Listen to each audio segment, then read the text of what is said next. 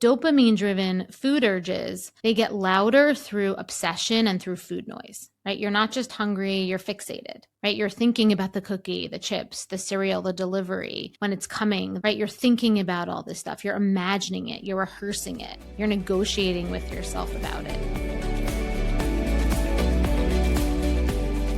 Hello, and welcome back to another new episode of Emotional Eating Unwrapped. I'm your host, Alana Kessler, and today I want to talk about something that I know for a fact creates so much confusion for people who feel like they're always thinking about food. Because one of the most disorienting parts of healing your relationship with food is realizing that not every urge to eat is actually hunger. Sometimes it is hunger, but sometimes it's not, right? Sometimes what you're feeling isn't a need for food. It's not a need for nourishment, right? It's not a need for energy, for calories to give you, energy for the day. Sometimes it's a need for stimulation. Sometimes it's a need for relief.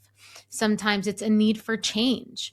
And a lot of the times what people call hunger is actually a dopamine driven urge.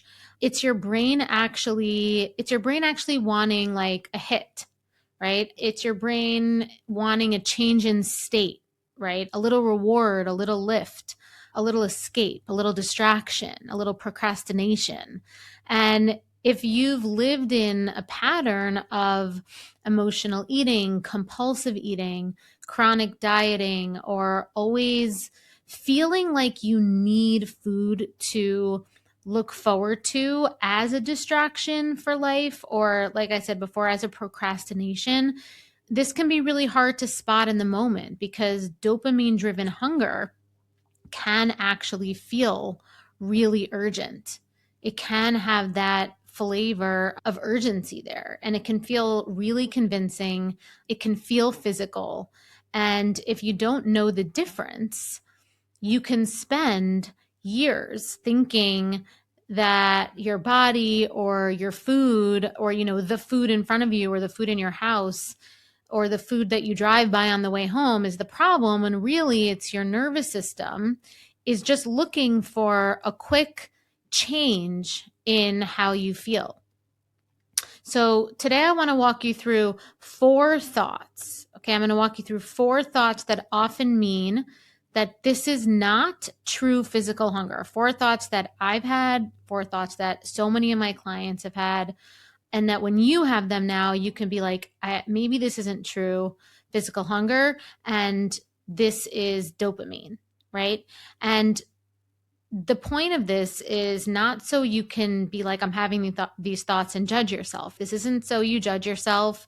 This isn't so you shame the urges you're feeling, right? We don't want to do that, but we want you to start to recognize what's actually happening in the moment, because when you can name the pattern, you can stop being so confused by it. And that is the start of what changes everything. All right. So we're going to dive in. But before that, if you are new to me, my name is Alana Kessler. I'm a registered functional dietitian. I have been working, living, breathing in this health and wellness space for over 2 decades. I've worked clinically in hospitals. I owned my own private practice. I've owned a yoga studio. I've taught yoga and meditation for almost 20 years, practicing myself for 25 years. I've done so many things, but my passion over the last decade, almost decade and a half, is really helping people find love with their body, lose weight if that's a goal, reconnect with themselves, overcome any kind of emotional or addictive behaviors and patterns with food, and just remove all of that so that you can live your best life and just shine, just shine and be vibrant and just allow the world to see your beauty and your gifts. And just what you have to offer, because that's the point. So if you're new to me, welcome. If you are a longer time listener, welcome back. And just as a reminder, if you are one of the 58% of listeners who are not yet subscribed, or YouTube watchers that are not yet subscribed, please subscribe on Apple, Spotify, YouTube. And if you find our podcasts helpful, please share them, or, give us a 5-star review, leave us a written review, especially if you find my podcast. And, my team and I work really hard on making sure these get out for you weekly. If you find these helpful for you, supportive for you in challenging times, when you do rate and review us, it tells the algorithm that these conversations are really valuable, really important, and they'll be pushed to other people just like you who are feeling isolated and don't feel like they have anywhere to go for support. So that would be so amazing. Thank you so much. And now let's dive in. The thought number one, the first thought that we're going to talk about today, is the thought that you have when you think to yourself, I just need a little something. Okay. And this is one of the biggest ones, right? I have this thought. I still have this thought. I know some of my clients have this thought every day. And it's a really kind of normal, regular thought, but it's really important that we just illuminate it, that we start to look at it from a different light, because you're not saying I'm hungry, but what you're saying is I need a little something. And the thought often shows up when you're not deeply hungry, but if you think about it, you normally feel a little flat, right? You feel a little flat, maybe you feel a little restless, uninspired, understimulated, a little emotionally itchy or like emotionally edgy, right? Maybe you just finished working. Maybe the afternoon is dragging. Maybe you're home, the day feels dull. You just put the kids to bed and your brain wants something to break up the monotony. So you start thinking, I just need a little something, right? Like a treat, a bite, a snack, something fun. And what's important here is that the thought is usually less about like hunger and nourishment and giving yourself actual physical energy, and more about the feeling that you want the food to create. Okay. You don't want food because your body is tired and just lethargic and needs energy to do its day-to-day, its normal activities. What you want is the shift, right? You want the spark. You want the reward, the emotional change, right? You want something to happen. And that's dopamine. Okay, that is dopamine, because dopamine is deeply tied to anticipation, to reward, to novelty, and to motivation. It's that feeling of, ooh, yes, that would hit so hard right now. That would change my state so much right now. And this is why the urge often shows up when life feels repetitive or it feels emotionally flat. Okay, it's not always that you need more food. It's that sometimes you just need more aliveness. And because food has become your fastest and most practiced path to that feeling, your brain offers that thought and that pathway immediately. And this is where people can get a little bit confused, because they think, well, I want food, so I must be hungry. And I see this so much in the journals that I worked with my clients, the interactive journals that we work on together. They'll be like, I was so hungry. But that's what they think. But wanting food is not always the same thing as being hungry, right? Sometimes wanting food is just wanting relief from monotony, from sameness, right? Sometimes it's just wanting some texture in a moment that feels like emotionally kind of, like emotionally boring, like emotionally beige or something like that, right? And that's a really different thing. The second thought is, I deserve it. I know I know that you've had this thought, because this one is so common, especially for successful, high functioning women, because also the thought also sounds like self-care, right? The thought sounds like self-care, but a lot of the time what it really is depletion mixed with dopamine seeking. Okay, you've had a long day. You did the hard thing. You made the hard decision. You led the meeting. You got through it. You dealt with everyone else's needs. You made the tough calls. You kept your feelings in check. You didn't lose your shit, right? And your brain now says, I deserve a treat. Like, I deserve this, right? I deserve to order something. I deserve to eat whatever I want tonight. I deserve to eat whatever I want. I deserve to have all the things, right? But let me be clear before I go further here. There's nothing wrong with enjoying food, right? There's nothing wrong with pleasure. There's nothing wrong with eating something delicious because you want it, right? There's nothing wrong with that. But the reason this thought matters is because often, not always, right? Often, it's not coming from this place of grounded intention, grounded permission, right? It's coming from emotional depletion, right? It's not, I want this and I'm choosing this. It's, I've given so much of myself away today that I need something immediate to compensate. And when that's the energy underneath, food stops being food, right? It becomes payment, relief. It becomes a reward for surviving your life. And again, that is where the dopamine comes in, right? Your brain is not asking for nourishment. It's not even intentionally choosing this. It's asking for a fast emotional return, a payoff, a moment where you finally get something for yourself. And this is why the urge can feel so intense at night. Okay, because at night is often when the emotional bill for the whole day becomes due. And food becomes the most accessible way to say, now it's my turn. Now I get something. Now I get to feel good. And so the deeper question underneath this thought is not, am I hungry? It's not, am I hungry? It's, how depleted am I? How much have I been overriding my lived experience, my needs today? Right? How much do I need comfort, pleasure, or just a restorative time for myself that has nothing to do with food? Because when you don't know how to receive that consistently in non-food ways, when you haven't developed that, you'll often use food as the moment where you finally let yourself have something for yourself. You've built a good life. From the outside, it looks like you have it all together. You eat clean, you work hard, you take care of everyone. But there's this one area that still feels impossible to master, and that is food. You can eat perfectly all day and still end up in the kitchen at night wondering why you keep doing this.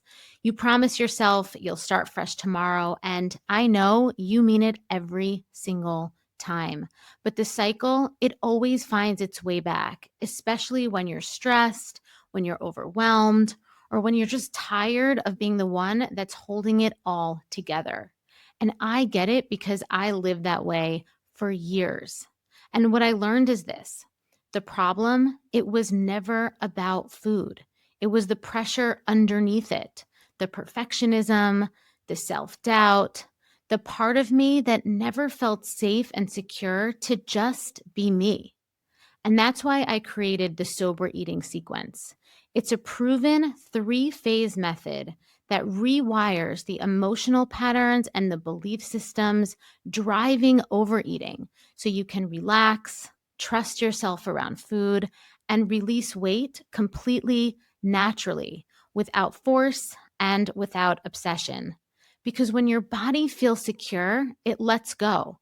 The cravings quiet, the self-punishment, it softens, and food, it stops being the thing that you have to fix. This is not another plan. This isn't another rule book. It's a revolutionary transformation for your nervous system, for your body, and for your identity. So join the sober eating movement today. Thought number 3 is, I can't stop thinking about it. Right? I can't stop thinking about food. And this is one of the clearest signs that what's happening is likely dopamine and not hunger, because true physical hunger usually gets clearer, more grounded, and more direct. That's true physical hunger. But dopamine-driven food urges, they get louder through obsession and through food noise, right? You're not just hungry, you're fixated, right? You're thinking about the cookie, the chips, the cereal, the delivery, when it's coming, the chocolate, right? You're thinking about all this stuff. You're imagining it. You're rehearsing it. You're negotiating with yourself about it, right? You're not just thinking about it in like a, in just like a by the by way. There's a charge, and the mental charge, this mental loop inside starts to build momentum. And so this is important to understand, because with the dopamine, the anticipation is part of the reward. That's part of it. Sometimes the obsession, the thinking about it, the fantasizing, the imagining is the high before the high. Right? The fantasy starts giving your brain these little sparks before the food even enters your mouth.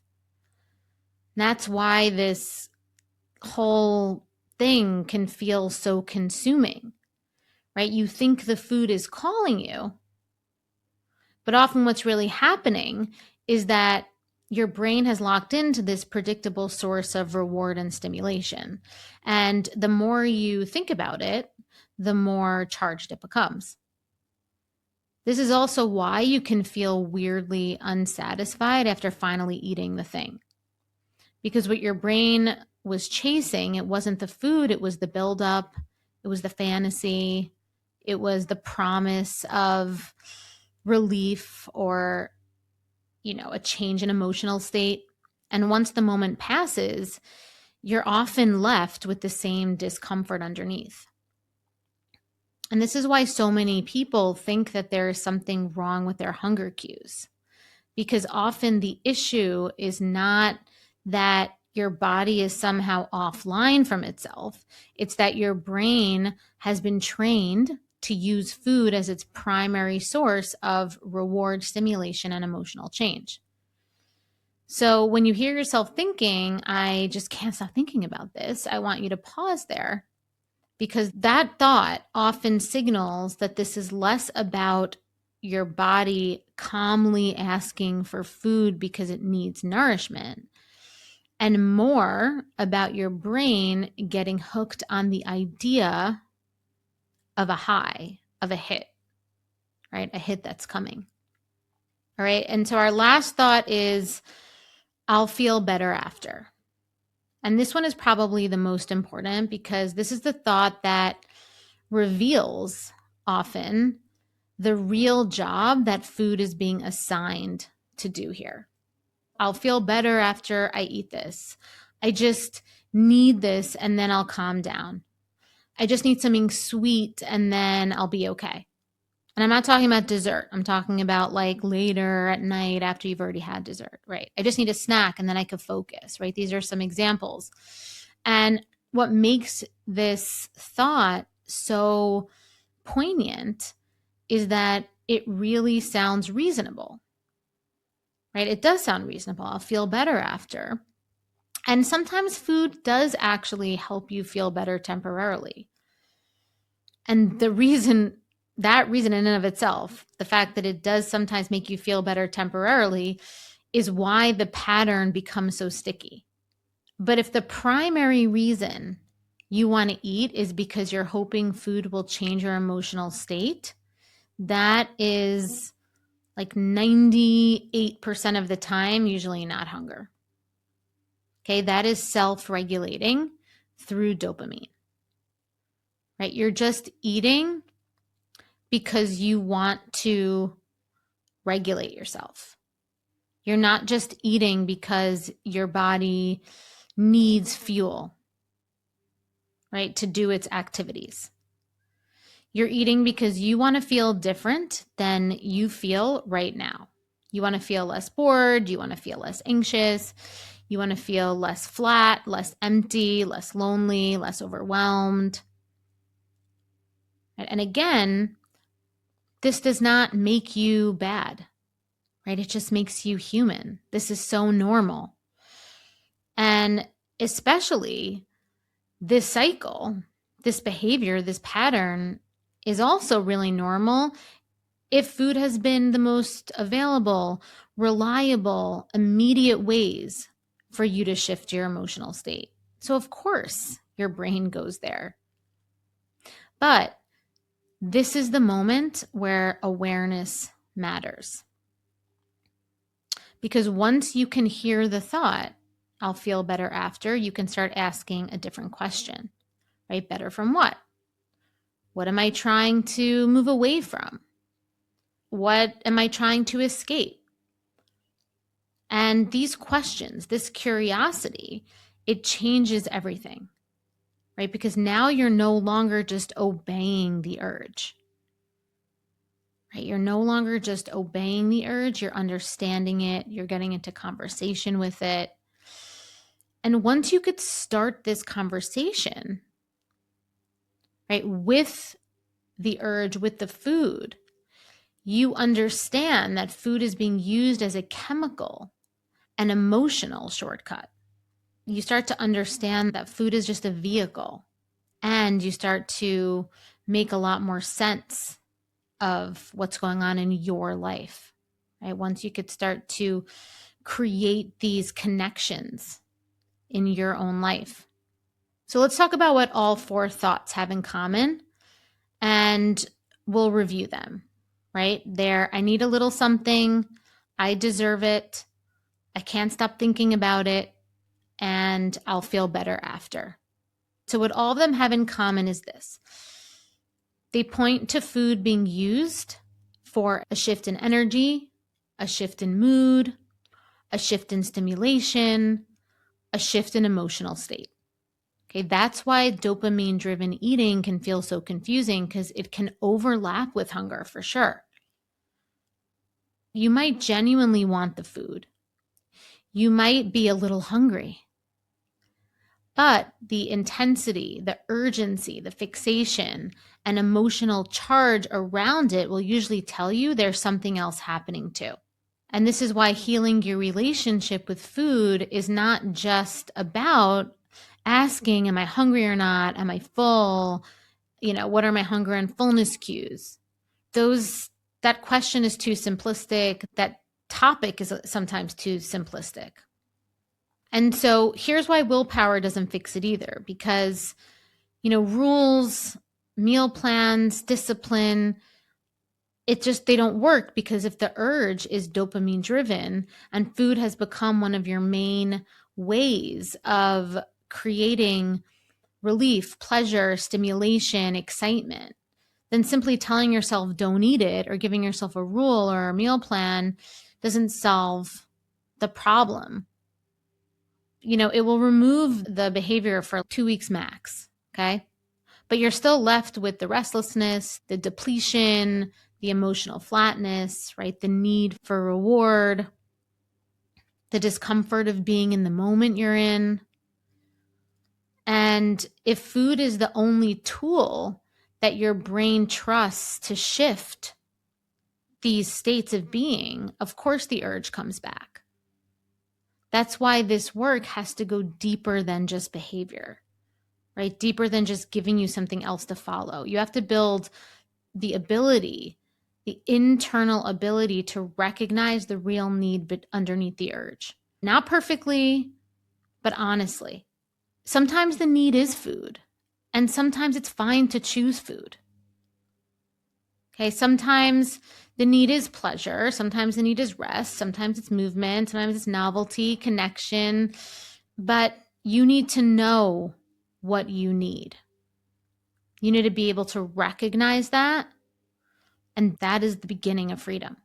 That is where freedom starts. And this is a huge part of the work that I do inside of the sober eating movement and the sequence and in my one-on-one work, because so many women have spent years assuming that they want food intensely, that their desire, their thoughts about food, they think that it must mean that they're hungry or they're offline from themselves or they're addicted or they're out of control. But a lot of the time, what's really happening is much more, it's much more specific. It's actually chemical, right? Their brain is seeking dopamine. The nervous system, right? It's neurobiological. The nervous system is seeking relief. Their body is asking for one thing, but food has become the language, like the language for everything. And when you don't understand that, you keep trying to fix the problem with solutions that just are not sustainable. And they're not solutions that give you a real transformation. But if the real issue is that food has become your primary source of reward, of restoration, of regulation, then, a lot of the other solutions, especially if they're control-based and they're construct-based, where you're following some sort of external plan or something that kind of takes you out of your own agency, it just ends up making the pattern louder. The real work is learning how to hear the urge differently, right? It's learning how to hear the urge differently. What is it? And when you start to understand that, you stop fighting yourself in the same way. You get more honest with yourself, more compassionate with yourself, more empowered. Even when you're not perfect, you're still more empowered. And that is where we want to be. We don't want to feel like we need to be perfect to feel empowered. And when we can get to that place, that's when real change happens. That's when the results come. That's when the weight comes off naturally, easily, without force. Okay, so if you notice these thoughts coming up, I need a little something, I deserve this, I can't stop thinking about food, I'll feel better after, insert whatever food you're thinking about, just pause there. Not to shame yourself or judge yourself, but just to get curious. Because that urge is likely not as much about food as you think, right? It's likely about dopamine, right? About needing a little bit of a shift emotionally. And the more clearly you could see that, the less power food will feel like it has over you. All right. Well, that is all I have for you today. Thanks so much for being here. And just a reminder, I do write a weekly newsletter that comes out every Sunday. So you can sign up for that on the homepage of the website, www.bewellbyak.com. And until next time, I'm Alana, and thank you for listening to Emotional Eating Unwrapped.